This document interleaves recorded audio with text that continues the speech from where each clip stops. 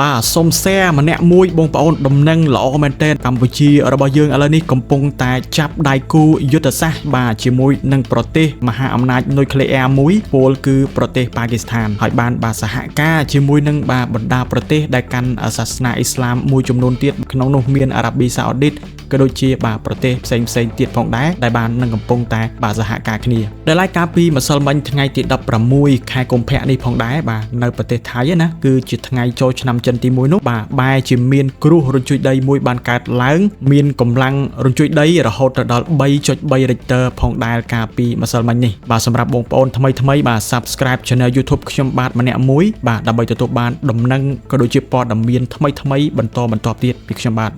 មួយរយៈចុងក្រោយនេះបាទថ្នាក់ដឹកនាំកម្ពុជារបស់កម្ពុជាហាក់ដូចជាមានបាទភាពមមាញឹកយ៉ាងខ្លាំងមែនទែននៅក្នុងការចងសម្ព័ន្ធភាពជាមួយនឹងបណ្ដាប្រទេសនៅបាទតំបន់មជ្ឈមបូព៌ានិងប្រទេសដែលកាន់សាសនាអ៊ីស្លាមធំបាទជាពិសេសនោះដូចជាប្រទេសប៉ាគីស្ថានអារ៉ាប៊ីសាអូឌីតនិងបាទទូគីជាដើមផងដែរសកម្មភាពការទូតនេះមិនមែនជារឿងចៃដន្យប៉ុន្តែវាគឺជាការបោះជំហានបាទខាងនយោបាយដ៏ឆ្លាតវៃមួយបាទរបស់ប្រទេសកម្ពុជារបស់យើងនៅដើមខែកុម្ភៈឆ្នាំ2026នេះយើងឃើញថាដំណើរទស្សនកិច្ចជាផ្លូវការរបស់បាទប្រធានព្រឹទ្ធសភានៃប្រទេសបាទប៉ាគីស្ថាននេះគឺបានមកដល់ប្រទេសកម្ពុជាបាទលោកបានមកជួបជាមួយនឹងបាទសម្ដេចតេជោហ៊ុនសែនបាទនិងសម្ដេចបបរធិបតីហ៊ុនម៉ាណែតនៃបាទប្រទេសកម្ពុជារបស់យើងបាទនៅក្នុងបាទពេលជួបគ្នានោះដែរមានបាទគណៈប្រតិភូធរកិច្ចធំបាទពីប្រទេសអារ៉ាប៊ីសាអូឌីតមកកាន់កម្ពុជាហើយបាទឧបរដ្ឋមន្ត្រីសខេងក៏បានទៅបំពេញបាទទស្សនកិច្ចនៅក្នុងបាទប្រទេសទូគីដែលជាប្រទេសកាន់ទៅនឹងសាសនាអ៊ីស្លាមផងដែរបាទចំណុចដែលគួរឲ្យចាប់អារម្មណ៍យ៉ាងខ្លាំងនោះជាពិសេសគឺមានបាទអ្នកវិភាគមួយចំនួនបាទលើកឡើងតាក់ទងជាមួយនឹងបាទទំនាក់ទំនងរវាងកម្ពុជាជាមួយនឹងបាទប្រទេសប៉ាគីស្ថានបងប្អូនដឹងស្រាប់ហើយប៉ាគីស្ថានគឺជាប្រទេសបាទដែលជាប្រទេសមហាអំណាចមួយតាក់ទងជាមួយនឹងបាទអាវុធនុយក្លេអ៊ែរណាបងប្អូនបាទដែលប៉ាគីស្ថាននេះគឺមានអាវុធនុយក្លេអ៊ែររហូតទៅដល់110គ្រាប់បាទត្រូវបានរាប់បញ្ចូលជាប្រទេសដែលមានយោធាខ្លាំងនិងមានអាវុធនុយក្លេអ៊ែរនៅលើពិភពលោករបស់យើងនេះដែរដែលឡែកនៅខាងប្រទេសបាទប៉ាគីស្ថាននឹងដែរក៏មានបាទបច្ចេកវិទ្យាយោធាទំនើបនិងមានមីស៊ីលទំនើប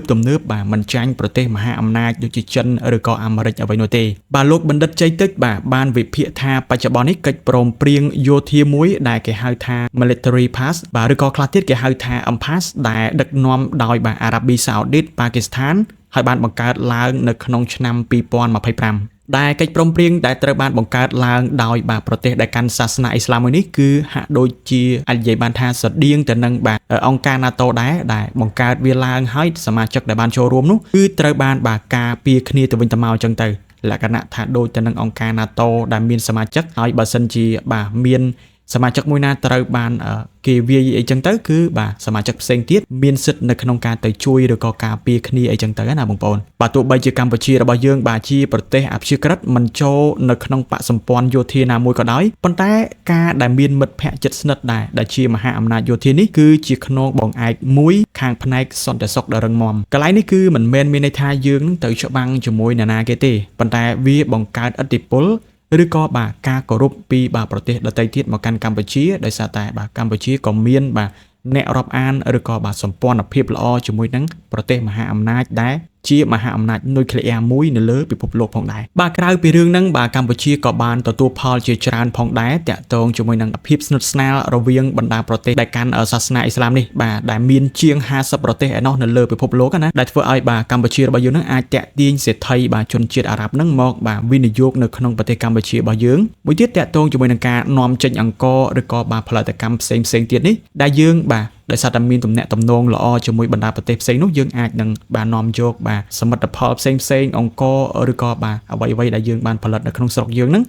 អាចយកបាទទៅដល់ទីផ្សារនៃប្រទេសដែលកាន់សាសនាអ៊ីស្លាមបានបាទមួយទៀតគឺតាក់ទងជាមួយនឹងការតាក់ទាញបាទភ្ញៀវទេសចរជាច្រើនបាទពីបណ្ដាប្រទេសមកពីមជ្ឈមបូព៌ាជាពិសេសគឺប្រទេសដែលកាន់សាសនាអ៊ីស្លាមនេះក្នុងទំនាក់ទំនងល្អបែបនេះគឺយើងអាចបាទតាក់ទាញភ្ញៀវទេសចរជាច្រើនមកចូលកំសាន្តនៅក្នុងបាទប្រទេសកម្ពុជារបស់យើងបាទក៏ចូលរួមបាទជំនួយទៅដល់បាទសេដ្ឋកិច្ចជាតិរបស់យើងច្រើនផងដែរបាទបងប្អូនជាទីគោរពបាទឥឡូវនេះយើងបន្តទៅព័ត៌មានទី2មួយទៀតនោះគឺតាក់ទងជាមួយនឹងប្រទេសថៃណានាថ្ងៃទី16ខែកុម្ភៈកាលពីម្សិលមិញនេះបាទគឺជាថ្ងៃចូលឆ្នាំចិនបាទទី1ហើយក៏មានបងប្អូនខ្មែរដែលនៅ ប្រទេសខ្មែររបស់យើងនេះណាបើក៏បានរៀបចំសែនព្រេនអីចឹងទៅហើយមួយចំនួនទៀតក៏មិនមានចឹងទៅណាដែលឡែកនៅខាងប្រទេសថៃឯនោះវិញគេកំពុងតែបាទសែនចិនសបាយរីករាយឯណោះដែលឡែកនៅខាងប្រទេសថៃ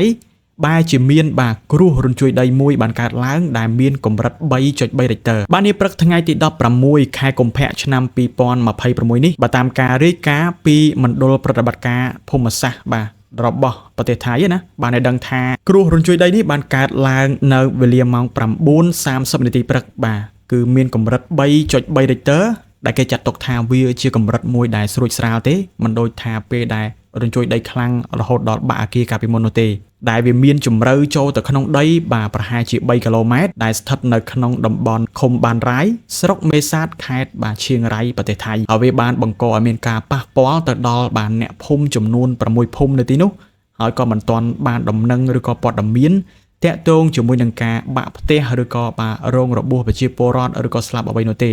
គឺគេបានទទួលព័ត៌មានបឋមបាទតាក់ទងជាមួយនឹងការរញ្ជួយពិតមែនបាទដែលបាទបាក់ផ្ទះឬក៏ស្លាប់របួសអីហ្នឹងគឺអត់ទាន់បានព័ត៌មាននោះទេបាទចង់បន្តតាក់ទងជាមួយនឹងបាទហេតុការណ៍នេះបន្តិចនៅក្នុងប្រទេសថៃណាដែលឡែកគឺលោកអនុទានណាបងប្អូនមានព័ត៌មានលេចលឺថាគាត់នឹងបានទៅកន្លែងបាទគេសែនចិនអីចឹងទៅ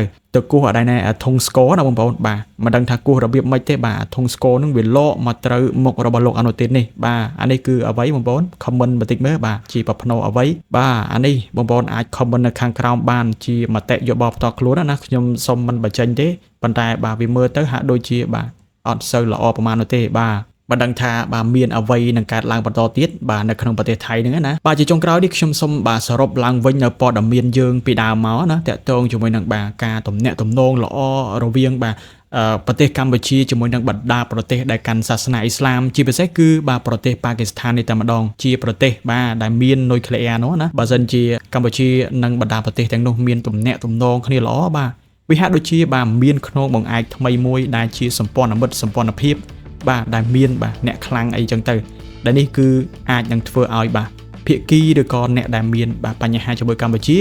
អាចនឹងគិតឡើងវិញតាក់ទងជាមួយនឹងបញ្ហានេះដែរហើយរឿងដែលកើតឡើងនៅប្រទេសថៃនេះគឺបាទខ្ញុំសូមមិនបញ្ចេញមតិយោបល់អីទេបាទអានេះវាអាចថាជាគ្រោះធម្មជាតិក៏បានហើយបងប្អូនយើងមួយចំនួននោះក៏អាចនិយាយថាបាទជាកម្មផលអីចឹងទៅបាទអរគុណច្រើនបងប្អូនទាំងអស់គ្នាបាទជាចុងក្រោយនេះខ្ញុំសូមអរគុណបាទបងប្អូនទាំងអស់គ្នាដែលបានតាមដានវីដេអូពីដើមរហូតដល់ចប់ណាហើយកុំភ្លេច Subscribe Channel YouTube បាទខ្ញុំបាទម្នាក់មួយដើម្បីទទួលបានព័ត៌មានថ្មីបន្តទៀតហើយយើងបាទនឹងជួបគ្នានៅវីដេអូក្រោយៗបន្ថែមទៀតជម្រាបលា